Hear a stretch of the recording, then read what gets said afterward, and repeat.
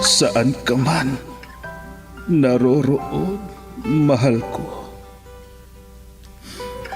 mananatili kang buhay sa aking puso. Ramdam kita sa bawat sandali. Dahil buhay na buhay ka sa himig ng pag-ibig. Himig ng pag-ibig. I need your love, you brighten up my day. Isang himig na maging gabay sa mga taong wagas na nagmamahalan. Duyan ng malabahagharing pag-ibig na hihili sa puso at pakiramdam. Himig ng pag-ibig. Isang dula na kung saan iikot ang iba't ibang kwento na inyong mapapakinggan mula Lunes hanggang Sabado. Sa pluma at direksyon ni Luvimin Aquino. Dito sa Lovelet Artist and Talent Center Drama Productions, handog sa inyo ng #1 and most trusted radio network in the country, Bumbo Radio Philippines. Basta Radio. Bumbo.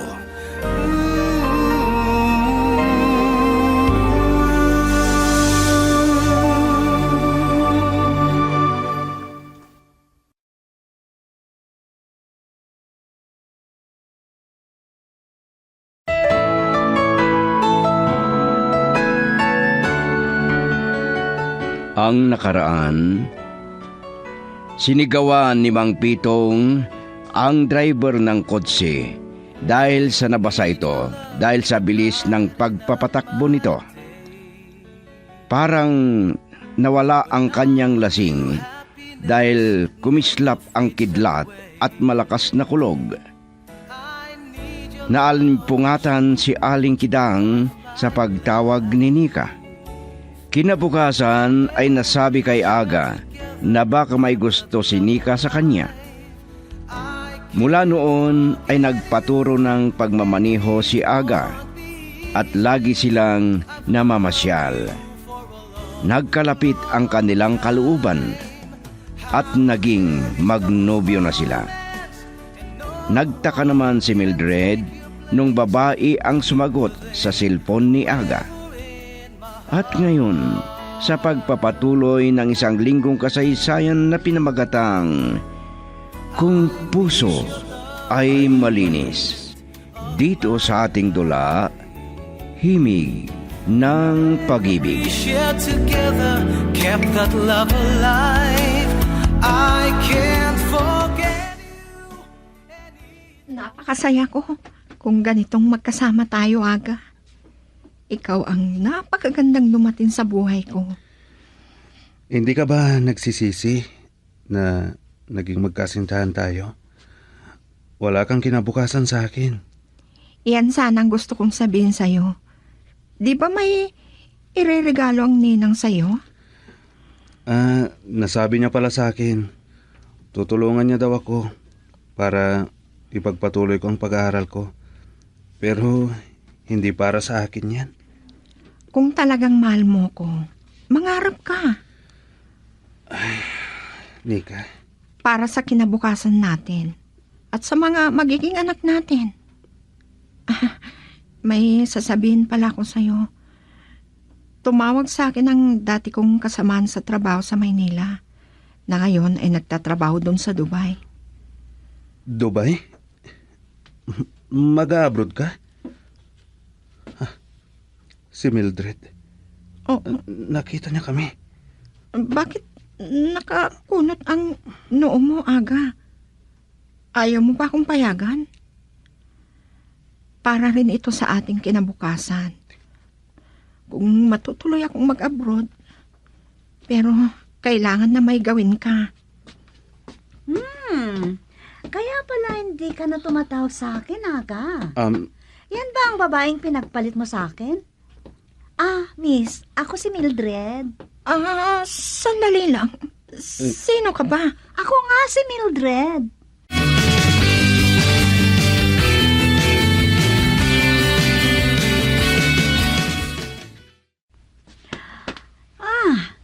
Hindi sana tamang lugar ito. Pero gusto kong malaman mo. Nobyo ko si Aga. Paano nangyari yan? Ang alam ko, wala pang nobya si Aga. Kailangan na malaman mo. At dapat inalam mo muna, ha? Bago mo tinanggap si Aga. Aga, magsalita ka. Totoo ba? Ha? Aga? Patawarin mo ako. Patawad.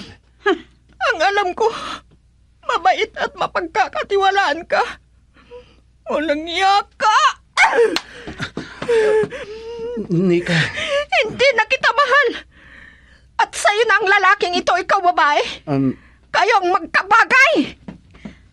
Aga, hindi ko inaasahan na kaya mong gawin ito sa akin. Na kaya mo akong lukuhin. Ang bilis mong magpalit ng nobya. O kaya, nobya mo na rin ang babae niyo noon pa? Bakit? Bakit hindi ka sasagot? Pero, hindi na kailangan. Tama na sa akin na nakita ko kayo. Diyan ka na. nakikiusap ako sa'yo. Magpapaliwanag ako sa'yo. Bahala Sumama ka. ka sa akin. Pagkatapos nating mag-usap, kahit kalimutan mo na ako.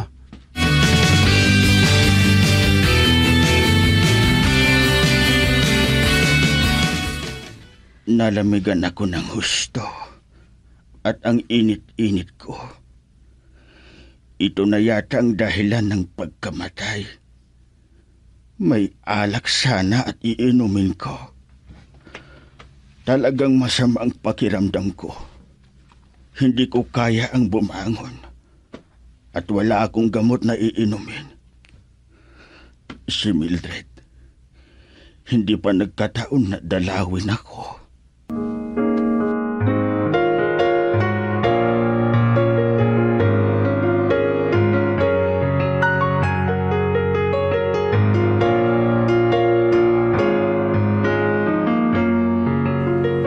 Kanina pa tayo dito sa tabing dagat. Hindi ka naman nagsasalita. Lumuluha ka lang. Alam mo ba na nasasaktan ako? Mas nasasaktan ako sa sinasabi mo. Ano ba? Anong kulang ko? Bakit? Patawarin mo ako. Mahal na mahal kita, Mildred. At si Nika, mahal na mahal mo rin, ganun pa. Pareho kayong importante sa akin.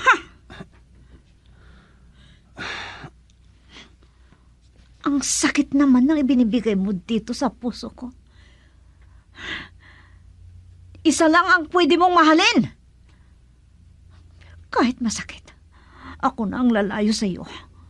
Ito na ang huli nating pagkikita. Hindi. Hindi ko kaya na mawala ka sa buhay ko, Mildred. At ano ang gusto mo? Pagsabayin mo kami ni Nika? Huwag mo sana akong saktan ng gusto. Girl, I need you. I need your love.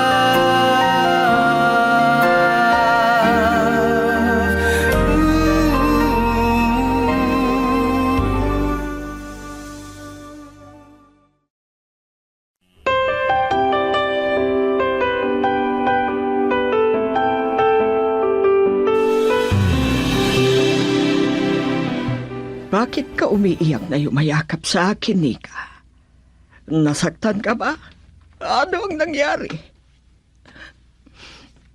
Mahal na mahal ko si Aga, Ninang. Siya ang unang pag-ibig ko. At nagtiwala ako sa kanya. Pero sandali lang ang ibinigay niyang saya sa akin. Hindi kita maintindihan. Ano ba ang pinag-awayan ninyo? Ang bigat-bigat ng dibdib ko. Ang alam ko, ako lang ang babae sa buhay niya. Pero may nauna pala ng nobya niya kaysa sa akin. Ha? Nagawa ni Aga yon? Anong gagawin ko, Ninang? Mahal na mahal ko si Aga. Pero naguguluhan ako. Napakasakit. Ang walang niya. Ako na ang bahalang makikipag-usap kay Aga. Kalimutan mo na siya. Walang silbing lalaki.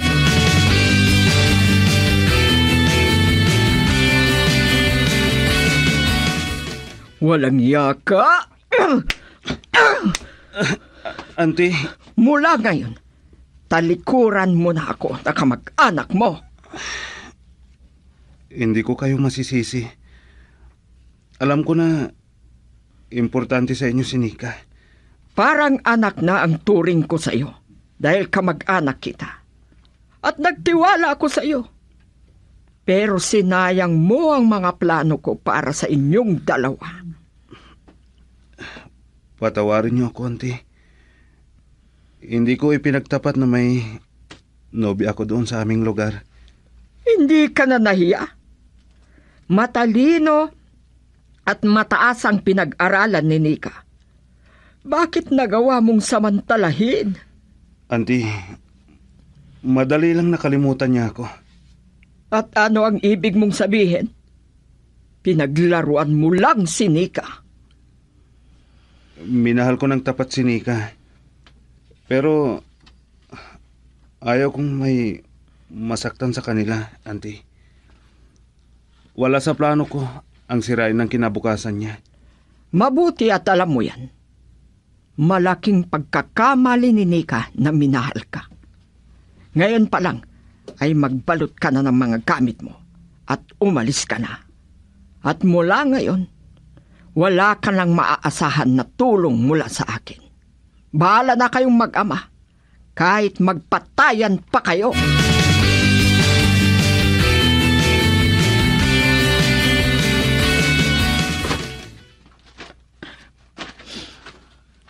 Hindi ko inaasahan na pupunta ka rito. Patawarin mo ako, Nika. Kung hindi ko kayang pumunta dun sa bahay ninyo, nahihiya talaga ako. Hindi ko na naman mapigilan ng gumiyak. Patawarin mo ako. Bago pa lang kitang nakita, nandama ko na ang saya. Mahal na mahal kita, Aga. Pero, hindi ko gusto na may masaktan ako. Plano ko lang mag-abroad. Dahil sa nangyari sa relasyon natin, kailangan na lumayo ako para makalimutan ka. Masakit din para sa akin ang nangyari. Pero ayaw ko na ako ang dahilan para masira ang kinabukasan mo, Nika. Tanga ka. Sinayang mo ang pagmamahal ko sa'yo. Sana kahit magkalayo tayo, walang sama ng loob sa bawat isa. Paano mangyayari yan? Hindi ko kaya na matagal na mag-usap tayo. Magpapaalam na ako.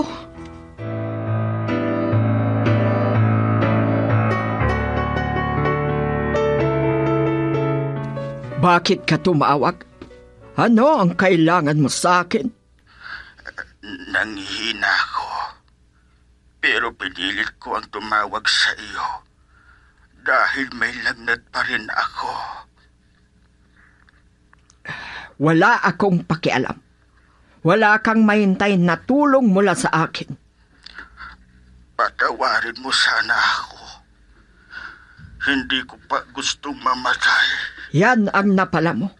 Buti nga sa iyo. Gusto mo na akong mamatay. Isinusumpa mo na ako. Ano bang kasalanan ko sa iyo?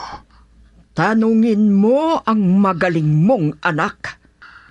Hindi pa ako handa na magkita kami ni Aga. Wala akong pakialam sa inyong mag-ama. Masama talaga ang loob ko. Galit ako kay Aga. Mabait ang sabi ko at kinaawaan ko. Pero ano ang kapalit? Pinsan ko ang ina niya. Pero mas importante sa akin si Nika. Girl, I need you. I need your love.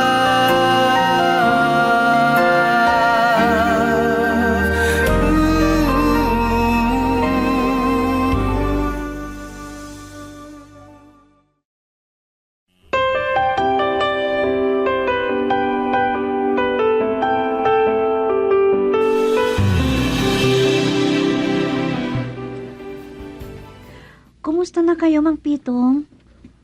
Oh, may lagnat pa ba kayo? May sinat pa ako. At nanghihina ako. May dala po akong noodles. Pasalubong ko sa kamag-anak namin na nagbakasyon mula doon sa abroad. Nakihati din ako. Kinatay nila yung baka nila. At yun, ang iluluto ko na bulalo. Magsabaw kayo para lumakas po kayo. Maraming salamat sa pag-aalaga mo sa akin, Mildred. Sobra akong nahiya sa'yo, iha. Huwag na kayong mag-alala pa. Huwag nyo nang isipin yan. Sige po, pupunta lang po ako sa kusina para iluto ko ang mga noodles at ang karni ng baka. Sandali lang. Naalala ko si Aga. Ay, hindi pa kami nakikita. Sige po. Nalungkot si Mildred na sinabi ko ang pangalan ni Aga. Parang naiiyak.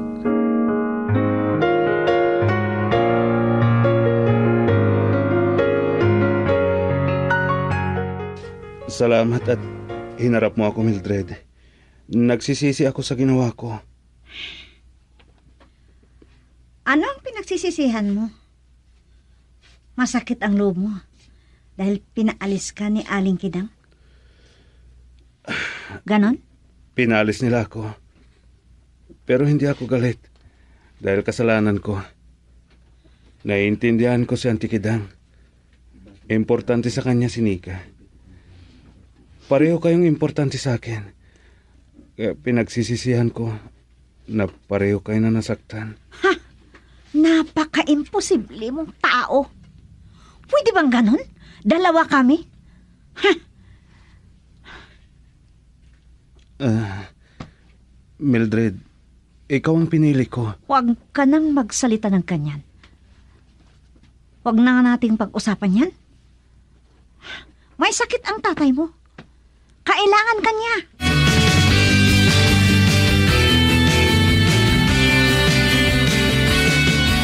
Pumunta ako dito para magpaalam sa inyo, Ninang. Baka matagal ako dun sa Maynila. Aasikasuhin ko ang pag-a-apply ko na mag-abroad. Nagdesisyon ka na pala na lumayo, Iha. Naiintindihan kita. Kasalanan ni Aga ito. Ang walang hiya. Pakiusap po kung pwede. Ayaw ko na pong maalala ang lahat ng yan. Gusto ko na itanim at makalimutan ko na naging nobyo ko si Aga. At isa na lang itong panaginip, Nina. Bata ka pa, Nika. At makakahanap ka rin ng bagay sa iyo at mamahalin mo. Sa ngayon po, ay nakasarado pa ang puso ko. Sana ay magtagumpay ka sa iyong pangarap. Ay, napakabuti ni Nika. Sinayang ni Aga. At tignan ko kung anong mangyayari sa buhay niya.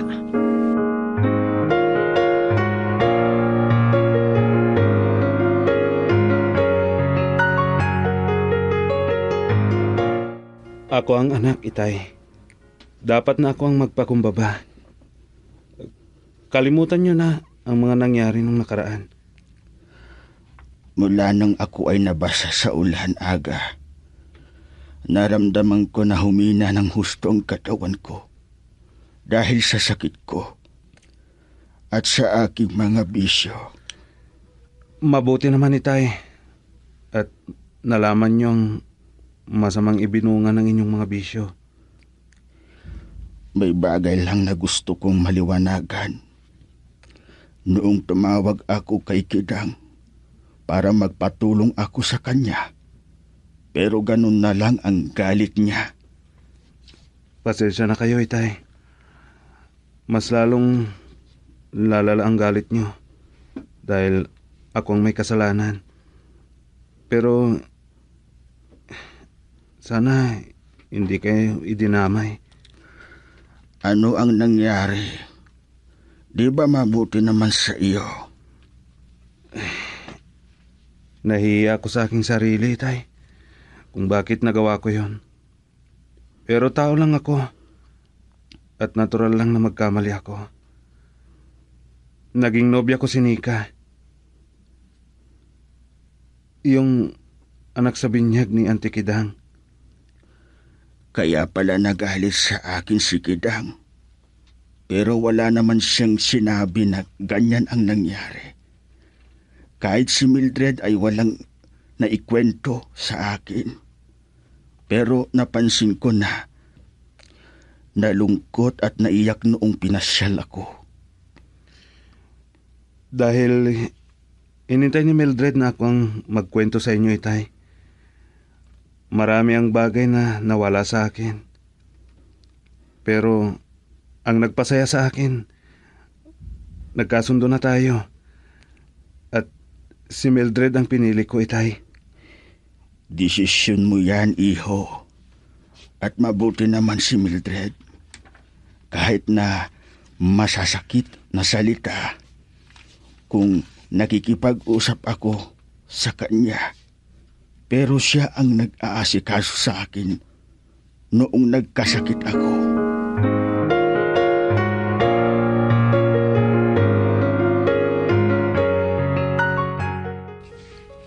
Ilang linggo na lang ay aalis na ako at magtatrabaho sa Dubai. Pwede na ito na ang huli nating pagkikita. Alam ko na itong pangarap mo, Nika. Nika, salamat at pinilit mo na makausap mo ako. Gusto ko na lumayo na magaan ang loob ko. Kahit masakit, ay hangad ko ang kaligayahan ninyo. Ulitin ko. Patawarin mo ako, Nika. Napatawad na kita. Kahit nasa puso ko pa ang sakit, Aga. Hindi ako galit sa'yo. Alis muna ako para makapag-usap kayong mabuti. Huwag mo kaming iwan, Mildred. Wala na kaming dapat pag-usapan pa ni Aga. Salamat at nakihati ako ng pag-ibig kahit sandali lang na nadama ko sa kanya. Naiiba kang magmahal, Nika. Meron kang malinis na puso. Kaya karapatan mo na maging masaya. Pwedeng ito ang itinakda ng panahon. Mildred, pwede ba kitang yakapin? Sige. Maraming salamat, Nika. Kahit maling panahon ang pagkakakilala natin, salamat sa kabutihan mo na kaibigan.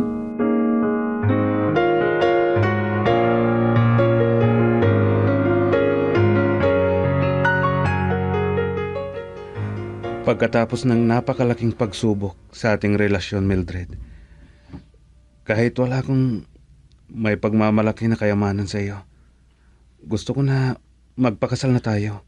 Ano? Aga, sigurado ka ba sa desisyon mong yan? Mas bagay kayo ni Nika na mahalin mo. Ikaw ang pinili ko. Ayaw kong saktan mo ang sarili mong damdamin. Lumayo na si Nika para sa kanyang pangarap. uliran si Nika na magmahal. Kinaya niyang magsakripisyo. Kaya nararapat sa kanya ang magiging masaya. May ibang mas bagay sa kanya, Mildred. Ano, payag ka ba na magpakasal na tayo? Sige. Sana magbago ka na. Girl, I need you. I need your love.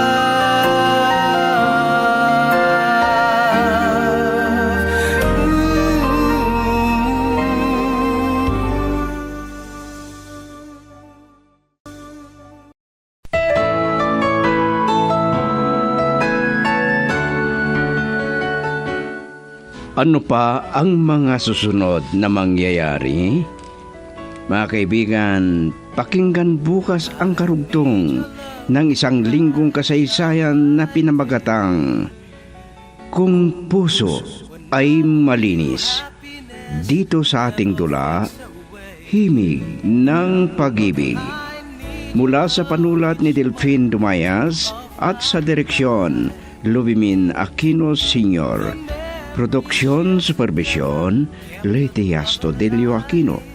Handog sa inyo ng #1 and most trusted radio network in the country, Bombo Radio Philippines. Basta Radio. Bombo.